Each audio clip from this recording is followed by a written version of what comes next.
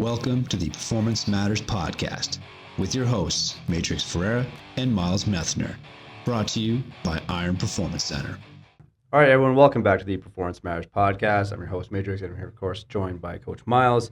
First, a big shout out to our sponsor, Pete Method Photography, the premier sportsographer in the Niagara region. You can contact him, www.petemethodphotography.com, or via email, petemethodphotography@gmail.com. Support local, as always. Finally, by the time this episode comes out, tomorrow will be the Rovember PR party. Starts at 10 a.m. So this is Saturday, November 29th, 10 a.m. Anyone who wants to roll up, we'll have a couple of ergs going, and we're going for a 500-meter PR. Big shout out to everyone that's actually participated across this month. We've raised, I think, over, was it 4,000 now? Yeah, honestly, probably over 4,500 with everything, all the different initiatives. Yeah, like a pretty solid amount across like T-shirt sales and raffle tickets and just straight up funding the cause. So, big congratulations to everyone who not only participated, but a big thank you to everyone who just supported. We're trying to support men's health through the Movember charity. Men's health, men's prostate cancer, testicular cancer, and just, mental health and awareness, all that kind of stuff. So it's been a very fun experience. And, I think, give yourselves a round of applause on that. I think we've racked up, for those who participated, over, I think definitely over 1,500. I think definitely over 1,500 kilometers across erging and biking and everything else like that. Yeah, almost 1,000 kilometers erg alone. Yeah, we're about to pass that. By the time this comes out, we will be passing that too. Yeah, so across whatever it was, I think like 12 to 15 different types of erg workouts or bike workouts, whatever they decided to do to participate. The whole crew has just racked up a whole amount. So it's been awesome to see everyone get after it on top of their scheduled training, right? So it's not just like they're erging only; they're still training and erging on top of that or biking on top of that to do all these things. So, it's been a fantastic challenge. So, big shout out to everyone for making this such a very successful month for the inaugural Rovember. So hopefully you guys hopefully we all see some cool records being set on the Saturday. I'm sure we'll all surpass our expectations, I hope. And then we just hop right into another birthing month. We're going to December. On that, if you wish to participate in December, right? So Deadlift December. The program is free to access. It is free to access. You can check our social media, Iron Performance Center, and you can see that there's a post there.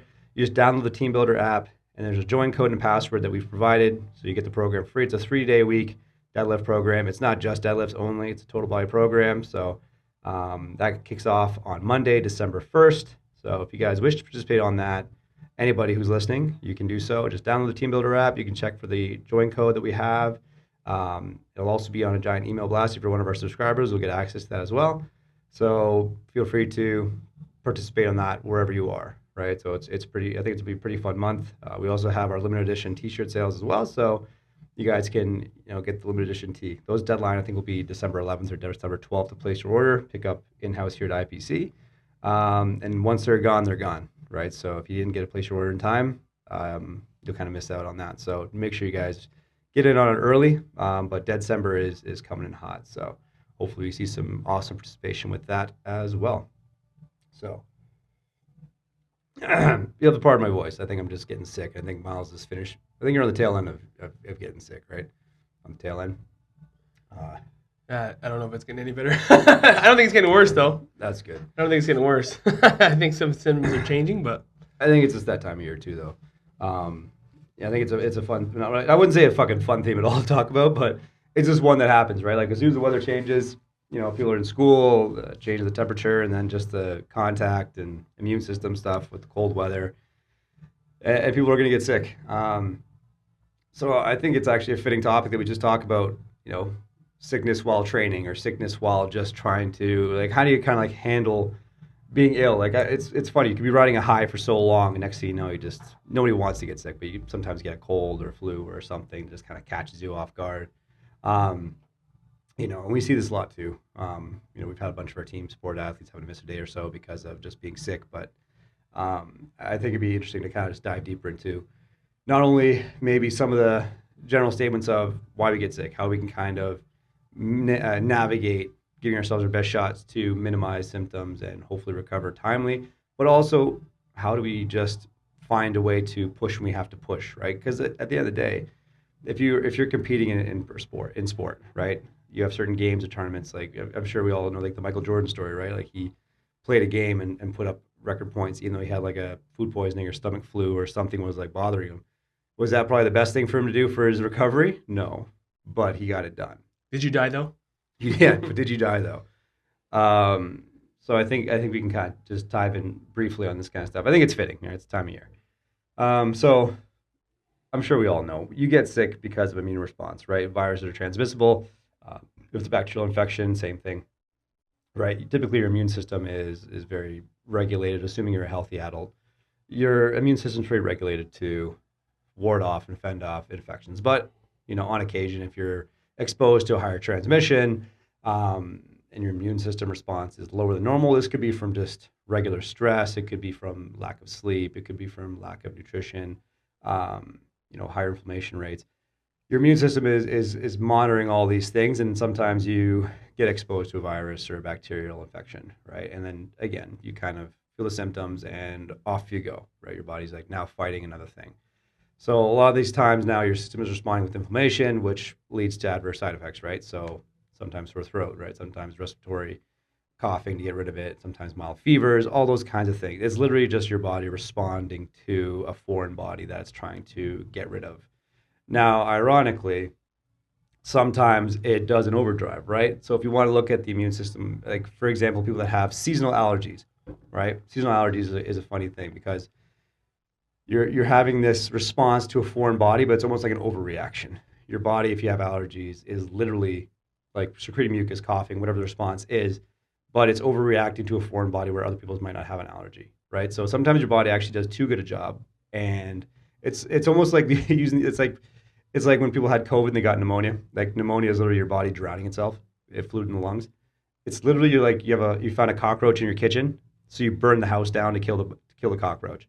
It's like, yeah, you killed it, but the house is burnt down. And they're resilient, so you probably didn't even kill it. You probably found a way. Yeah, you assumed you killed it. You never know. But anyway, this is like your body's response to a foreign body infection, and sometimes the degrees will vary, right? So now, how do we kind of navigate through this, right? How do we kind of navigate through this? Well, we were talking to some of our kids too, because again, they're still in competition mode, and it's never a good time to get sick. Like, let's be real. Like, no one ever wants to get sick, and sometimes the anticipation of like, I don't want to get sick, kind of stress yourself out thinking about don't want to get sick, and next thing you know, you're just sick.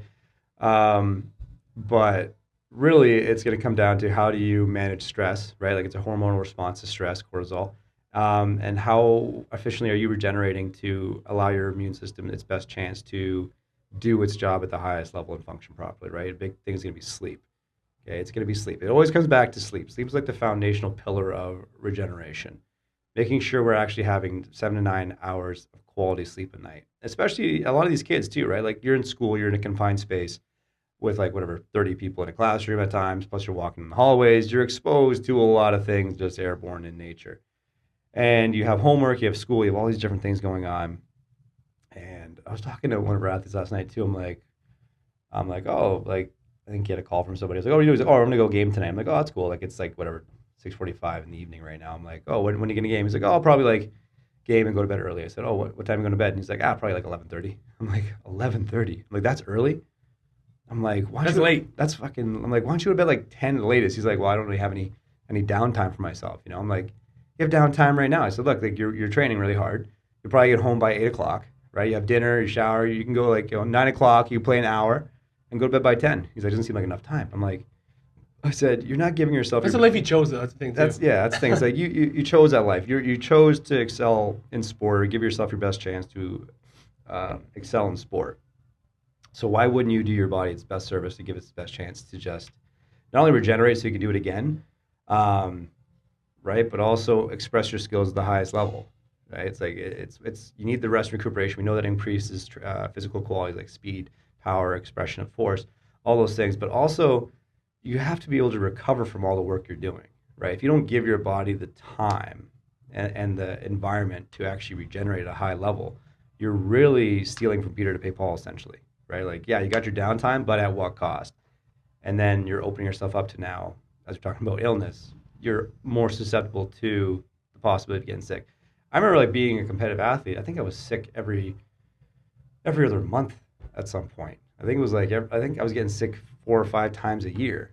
From again, it was a combat sport, so you're really close contact with people. Like it's a, you know, like it might be different for other sports, but for us it was a, you know, combat sport, so one-on-one. You know, so I think you're a little more exposed in that realm. But you know, knowing that's a likely possibility, you really have to give yourself your best chance to recovery. I think the funny thing is we talk about recovery a lot, but it seems like it's not sexy. You know what I mean? Like the things that actually work are not sexy. Going and paying $100 to go in like a cryo chamber or like a red light therapy sauna or some crazy thing like that. That's what people think they need to do. But again, they haven't even slept properly. They haven't eaten properly. They haven't managed their stress properly. Stepping over $100 bills trying to pick up pennies, right? Yeah, it seems to be a very common theme. They want to do all those things that look cool, they feel good in the moment. And ironically, you know, these kids will love to sleep in, but they actually don't like to go to bed early to give themselves a better chance of actually getting the sleep they need. Right. Like we were in Florida, they were talking about every hour of sleep you can get before midnight is almost worth like 2 hours after, as far as recovery and all the health benefits. Yeah, absolutely. Especially like... Because some of them will say, sorry to cut you off, but some of them will say, well, I slept 2 a.m. to 10 a.m. It's still 8 hours. Yeah, but that's not the same thing. Based on your circadian rhythms, based on your body's hormones, it's not the same thing. Yeah, it's not it's the quality of the hour is not... Every hour is not the same hour at a different time of the day. No different than certain like grams of food, right? Like not every food source or sugar source or carbohydrate source is the same as another carbohydrate source or protein source.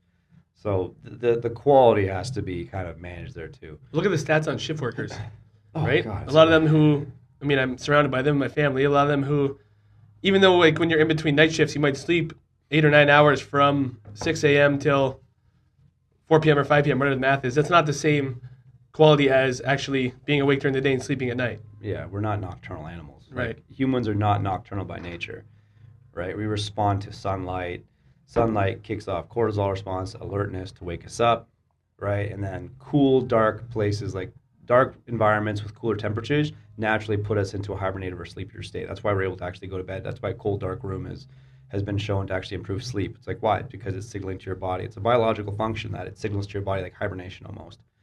So we have to kind of get that out of the way. It's like these kids, and again, I understand like in theory and practice, a lot of these things are not always practical. You're telling a kid like you need 10 hours of sleep. They very well might need 10 hours of sleep. That would probably be the most ideal situation. Is that practical when they practice like 8 till 10 at night? By the time they get home, it's like maybe 10:30, 10:45. They shower, they get something, you know, snack to eat before bed. It's probably like 11 o'clock. If they have homework, they might have to catch up on some homework until midnight. Now, next thing you know, they have to get up at like 6:30 in the morning, 7 o'clock to get ready for school the next day. That's not the ideal schedule by any means, right? So it's no different than I would say training. You know what I mean? Like remember with our basketball teams, we're really trying to find the opportunities to train. It's like, hey, if all I have you for is like 10 minutes on the court, we're going to do a little mini training session, 10 minutes on the court before we have to do our general dynamics and all that kind of stuff. We're going to make that an opportunity. If you have an opportunity like, hey, I don't got practice tonight, I got to make sure I give myself an opportunity to catch up on some sleep. I got to make an opportunity to get my hydration in. I got to make sure I'm stocking up on good solid food right now. I got to give myself my best chance to make up for what I'm probably going to suffer through in the coming days or weeks or whatever, right? But again, that's in theory that it sounds great. In practice, they really have to just sustain, like kind of build those habits of practicing sleep hygiene, right, to recover. That's what I would say. So that's kind of how we navigate through. Now, assuming we're talking about like a general, cold or mild virus, people have asked in the past too, like, well, can you train while you're sick, right? What are your thoughts on training while sick? It's kind of funny when you brought the topic up. My first thought was, this is why I don't ever personally program deload weeks. Yeah. Because life's going to hand you deload weeks. You're going to get sick at some vacation, you get sick, whatever. Like, it's going to be a deload week anyway that gets handed to you or dropped in your lap. So that's why I don't really program deload weeks most of the time. Tapering for athletes is different, but life is going to hand you those deload weeks naturally. But as far as training when you're sick, can you or should you? Disclaimer, it's not medical advice, but depending on the type of sickness, like I typically find for myself, I do like to try to find something I could still do. If you're having like GI distress and you're puking and something, like I probably would say 100% no. That makes no sense to train because you can't even consume food to fuel the recovery process, right? But I find if I have a cold or something, like this week it's been really hard to breathe, but I've done some of the shorter workouts on the rower where I'm not really getting to that aerobic, like needing a ton of oxygen, needing to breathe like crazy. Is that smart? Again, I don't really know, but I find at least I feel like I'm still able to get some quality work in. That's not relying on some of those systems that are really hurting. Is it setting my recovery back? I don't think so, but maybe Huberman out there might want to give me some feedback. But nonetheless, like I feel like even just going from a crazy heavy typical training schedule to now like I'm sick, I'm just gonna go for some walks or something. I think actually it could help. Yeah. No, well, what you're saying is true. And it goes back to the immune response, right? So when you're sick, your immune system is responding. It's balancing everything else it normally balances, right? But it's also now trying to get rid of a foreign body. So there's higher risks of inflammation, everything else like that. So if you're trying to train while you're sick, this is like a kind of a twofold question, right? Like if I'm not talking about like if it's like a national final or like a big game or something, because I'll talk about that in a second. But you suck it up. But if you're like trying to like not hinder yourself, I have like this opinion on it. It's like, okay, let's look at the severity of the illness, right? If it's a mild cold, right? The typical sore throat, congestion, runny nose, maybe a mild cough, that kind of thing, right? It's like if you have no fever, you're able to do lower intensity work. What I mean by that is you're not going into oxygen debt.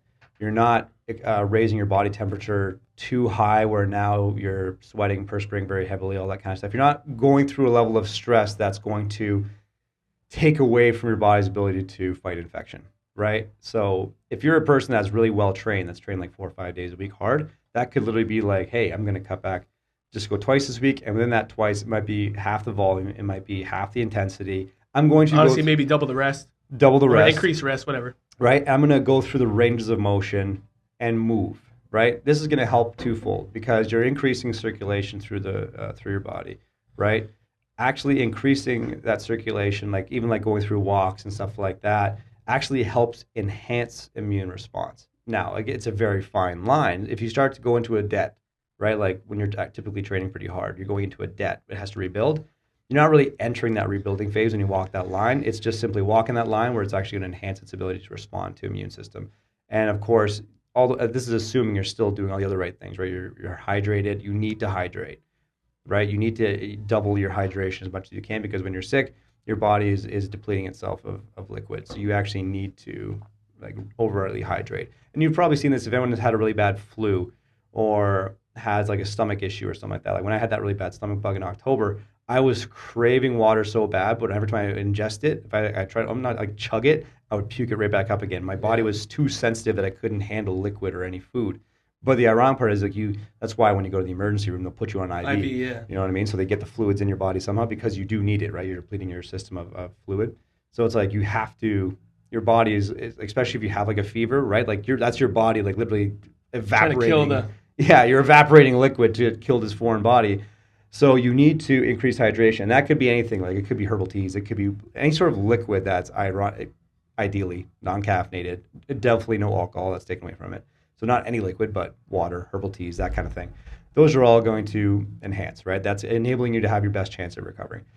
So going back to training, making sure you're well hydrated throughout, right? Very bland meals, so it's easy to digest, right? Again, depending on your sickness, you might not have an appetite. Yeah, that's why they get that brat diet, right? Bananas, rice, applesauce, toast. It's not perfect, but at least it's all plain stuff you can digest. It's very easily digest. It's not like thick, dense meats or proteins where your body now has to shift blood flow to the stomach to digest and process.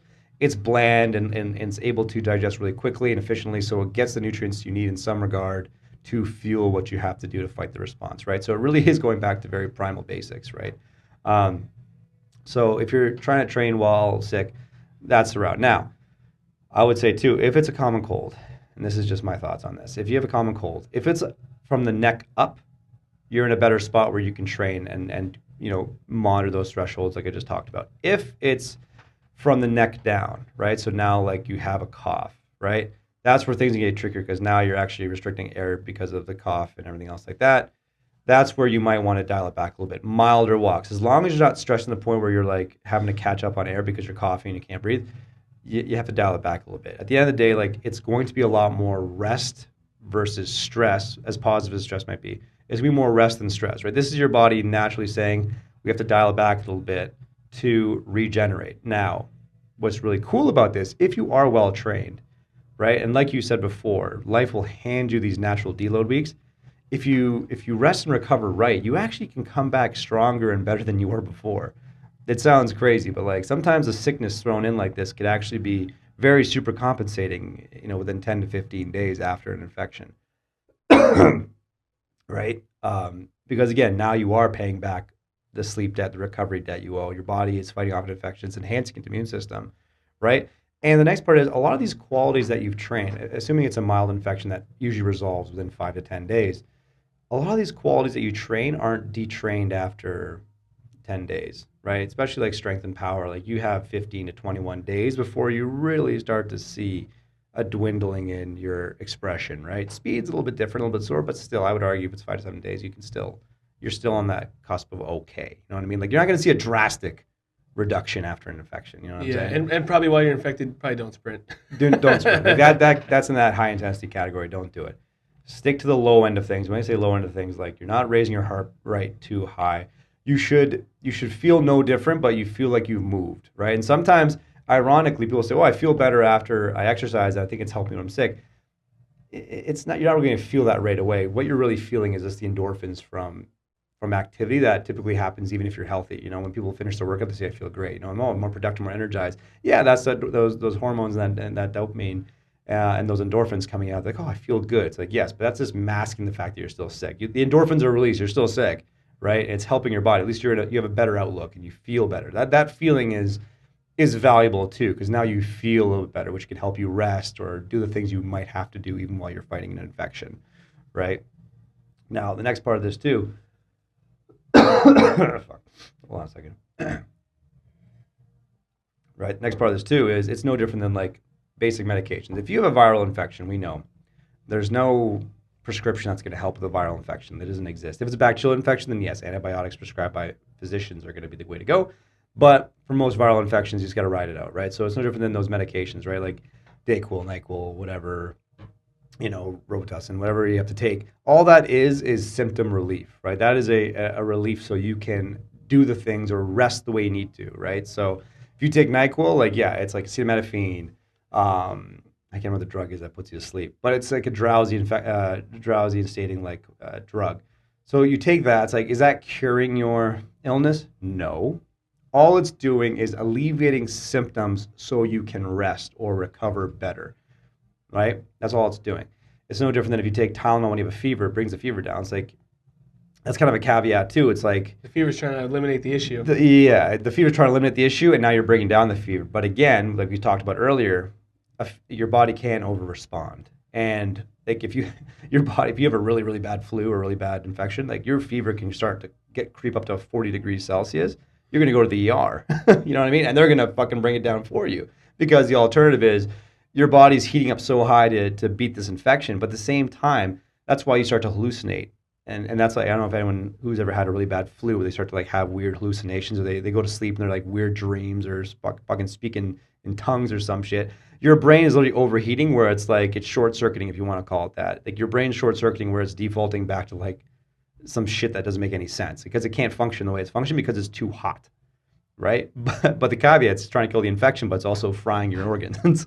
So it's if you have a mild infection, you have a mild fever, I'm not against taking acetaminophen. I think it's fine, because at the end of the day, it's like, how much is it really delaying your recovery? It's probably not substantial enough where it's going to be like, well, I would have recovered and been healthy in 5 days versus 7. It's like, well, I think that's kind of hard to gauge. The whole point is, if you're going to take something to alleviate symptoms, use it to recover better, right? Like, we know sleep's foundational. So for me, like, if I have a congested nose, I'm taking a fucking nose spray of some form so I can breathe. Why? I can't sleep well if my nose is congested. Like, I'm trying to get rest. I can't rest when my nose is congested. So it's like, if I have a spray of like a nose spray, I'm not saying it's healthy, but I'm saying if you have a dose of nose spray that opens everything up, I can sleep better, which will increase my chances of recovering better anyway.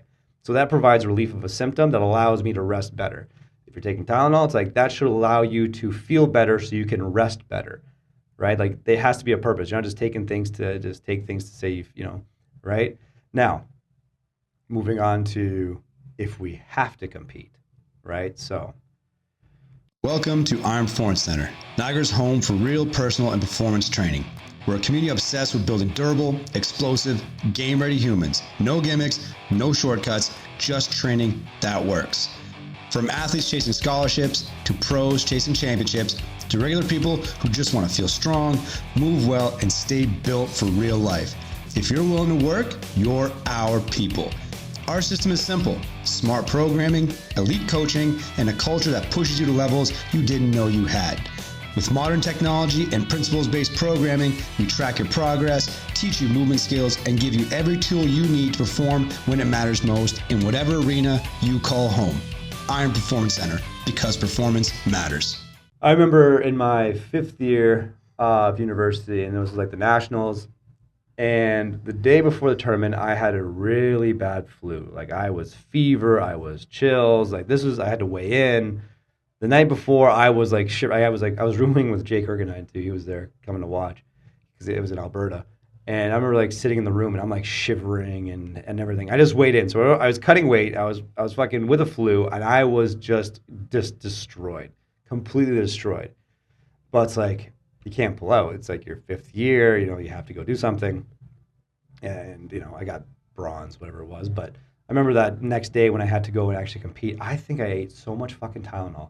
I was taking Tylenol way beyond the prescription. I was like doubling up every hour. I was just fucking taking Tylenol to feel something. I needed to just fucking be able to function. But can you compete when you're sick? You can. Is it good? No, it's not. It's definitely fucking not, but it's possible. Now, you're going to have to make that judgment call as to what's it worth to you, right? Like, is this like a playoff type game? Is this a playoff type tournament? And the repercussions are probably more severe, right? Like if you're competing, when you're extremely sick, it's going to delay your recovery probably. Like you're not going to feel good at all. But it's going to be how much can you tolerate. Your body will eventually recover. It might not be in the timeline you want. You're definitely not giving it your best chance if you're competing, but it's possible because the goal or the outcome is worth the pain and the consequences of competing while ill, right? Like going back to the Michael Jordan example, he did it, right? He probably didn't feel great at all afterwards, but he did it and he got it done, right? That's what makes the story. It's definitely possible. It's just you have to accept the consequences of it, right? Now, leading up to that, give yourself your best shot because you're going to go through hell. You know it. Like it's not going to be this foreign thing. Like I don't know how I'm going to feel. It's like assume the worst. Assume that you're going to feel like complete ass. Your body's going to fucking fail on you. And that's the risk you're probably going to have to accept if you decide to compete when you're very sick, right? Find any way to manage symptoms as best as possible. Do I recommend it? Of course not, but I understand how sports work. I understand how athletes' mindsets work. You're not going to give up that national chance for any means possible. You're going to fucking do it. It's no different than people that compete when they're injured. Same shit. You probably know it's not good for you, but you find a way to do it, right? So that's what I would say on that matter, really. But I think there's a big mental benefit, too, of still finding a way when you are sick, if possible, to exercise. Keep using the word train. It's funny because I guess it's really not training. You're not really getting after it. No, but it's exercise. But to still exercise, I think there's a mental benefit for 2 different populations or reasons. If you're an athlete who's in a difficult training period and you do absolutely nothing for that week of being ill when you maybe could have done something, it's going to cause a lot of us to probably have that competitive edge and want to come back and say, okay, well, I got to make up for last time, so I got to train twice as hard the week after, and that's probably not going to be productive. No. Right? So at least if you can kind of stay in the fight a little bit in that kind of down week, you'll probably come back with a clearer head and be like, well, I didn't miss that much time because I was still moving. I'll just carry on. Maybe I'll even probably repeat the week I did before I was sick, and I can kind of get back to where I was. I just think you're kind of like a caged dog all week if you've done nothing and you want to come out and start barking and biting everything, and that's probably not the best way to do it. So staying in the fight that way, I think, will encourage you to have a more sensible approach when you come back. Yeah. And then the other thing kind of relates back to the podcast you and Aiden just did about some of these like New Year's resolutioners, like how they're trying to build habits and sustainable systems. If exercise has now become a part of your system and now throughout that week you do nothing, it's very easy to get down on yourself and say, look how much I've just lost all my progress. Whether the scale looks different, whether I think I look different in the mirror, even though I probably don't. Yeah. I just lost all my progress, so what's the point? And then boom, there's that downward slide, that avalanche of negative emotion and stuff, right? Yeah. It's so easy to fall off the horse, so to speak. Versus if they can still, again, try to find a way to stay in the fight throughout that week, they can probably be positive and be like, look, even at my worst time, I was still able to do something. That's actually going to motivate me and increase my discipline after I come out of that illness, where I can be proud of the systems I've built and believe in them now, because at my worst, I was able to fall back to them. now I can still use them going forward. So I think there's like a big mental benefit too. Yeah, I would say the same thing. I think it's like some of the fact that when you're sick, you're not going to set PRs. Like, get that out of your head. Yeah. You got to change your perspective. You got to change your perspective. It's literally look at it like you just got injured, right? You just have to train, quote unquote, train a little differently. So it's like, and the nice part is it's a very short term different, right? If it's a mild cold or flu, it's going to be a very short term thing. You just have to readjust. But it's good practice because really, if you're an athlete and you've had like ACL surgery, that's a long haul you have to readjust for. If you have a cold or something, it's like 10 days tops. You know what I mean? So like it's a good little practice realm for you to say, okay, I don't feel my best. I can't control this, but what can I control? Well, I can control the rest I get. I can control the hydration I get. I can control the quality food sources I'm able to ingest in my body to give myself my best chance to get back to where I was and hopefully surpass it. In the meantime, how can I navigate some movement that's going to help my immune system be better? Those lighter activities, full range of motions, some feel-good movement, right? Like any feel-good movement. It doesn't have to be loaded. It could be a walk. It could be just a simple bodyweight squat. It could be squat holds. It could be like push-up.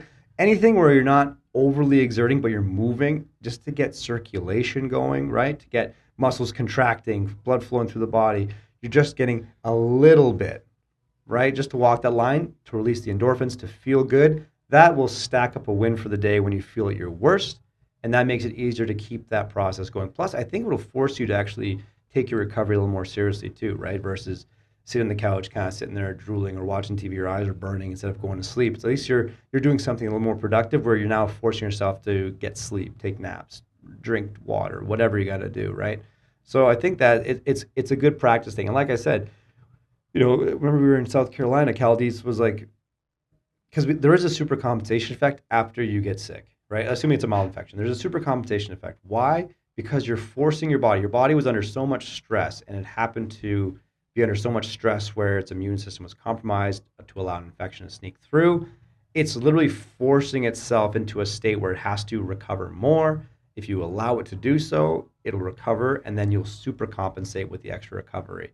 Right? It's almost like you said, like the universe just gave you a deload week.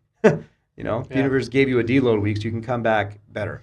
You know what I mean? It's like an unplanned taper or unplanned peaking phase, if you want to call it that. It's only going to last like 5 to 10 days, really. That's why Cal always said, being in the collegiate setting, going into spring exams, I train my athletes so hard that I hope they get sick because I know I can't get them for the next 2 or 3 weeks during exams. So then during that recovery time, they will, bounce back. Fatigue masks fitness, right? They're super compensate. I can't imagine ever telling anyone in the private sector, like, I'm going to train you till you get sick, but it's cool to know what's out there anyway. It's a weird concept. Yeah, it's a very weird concept. I'm paying you for you to make me sick? What the hell am I paying for? Yeah, you imagine telling your sport coach, like, I'm going to train these fuckers so hard that when Christmas comes, they're going to be sick as dogs, but damn, they're going to hit the new year running. Yeah, good luck getting any buy-in, Yeah, good luck. Your Christmas dinner's going to be ruined because you're not going to show up, but yeah, you're going to squat the house when you come home. That's like the theory. That's like the theory and practice thing, you know what I mean? Like, I do think that works. Like, it makes sense, and he's proven that it does work. Like, he has results to back that claim up when he talked about the spring break thing. It's just like, but he also does a lot of things that I believe work. It's just not practical. It's like, holy shit. Like, I have the toe stuff and everything else like that. I'm like, I have a hard time. There's a lot of other low-hanging fruits we can conquer. So it's like, if we have athletes that train that hard to the point where they're getting sick at the right time, it'd be like, shit, okay, the universe is giving you kind of what you need. But yeah, it probably has happened, but difference is, like, it's not really the goal. Like, for him, that was the goal. Yeah, it's crazy. The goal. Like, yes, this is what I do, and this is how I measure my success. Like, oh, yeah, you're sniffling? Nice. Yeah, got it. Good. Can you imagine being the one healthy guy? Thanks, Cal. He's got the checklist. Matrixx, check. Aiden, not coughing yet? Damn it. It's like the fucking chickenpox party. Like, I need all my sick guys. Cough on him. Like, fucking, come on, break him down. Do just fucking like a chickenpox party, except for colds. The athletes are like... you get a cold. Everyone gets colds. I'm sick. I'm sick. Boo, you whore. That's a Mean Girls reference for all you fucking Gen Z motherfuckers out there. But like I said, the holiday season's coming up. You're naturally going to have a little more downtime. And I'm not saying anyone should want to get sick, but if you're training hard and it happens to happen to you, just realize that, like, the sky's not falling. Sky's not falling. Yeah. You know what I mean? Like, it's a freaking weird perspective, and it's weird that I'm even saying it this way, but it's like, it's a privilege to have to be so tired from the work that you beg to have.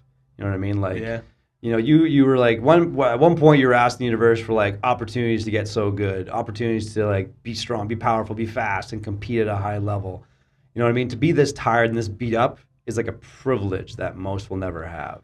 Yeah, it's a privilege, and it's like a reformed perspective. It's like the book by, I think it's Brian Carroll, the powerlifter, is like The Gift of Injury. He's like, injury sucks, but like I was able to find a way to flip my perspective and say, okay, well, I think he broke his back or something. He's a powerlifter, and he's like, it made me meet Stu McGill, who helped me fix my spine, who helped me now fix all these other people's spines, who helped me train smarter when I got back, who helped me now hit new world records that I probably never would have hit before. So he was able to say, the injury wasn't a gift, it sucked, but I was able to take it and find some positives from it. Yeah. So I think it's the same thing with the gift of illness, I guess. Yeah. Mild illness. Yeah, it's literally just a unique, blessing and a cursed opportunity, if you want to call it that, where it's going to allow you to shift and train and act a little differently for a very short period of time, so you can give yourself your best chance to come back even better. That's all it is. You know what I mean? Just like, like for those who haven't listened to the podcast with Evan McDonald yet, listen to that one. A guy came off neck surgery and won nationals. Like, he literally had to reinvent his style of competition because what worked for him when he was healthy didn't work for him anymore when he had, surgery on his neck, because he couldn't do the same things anymore because it would lead to him berating his body and he wouldn't be able to function.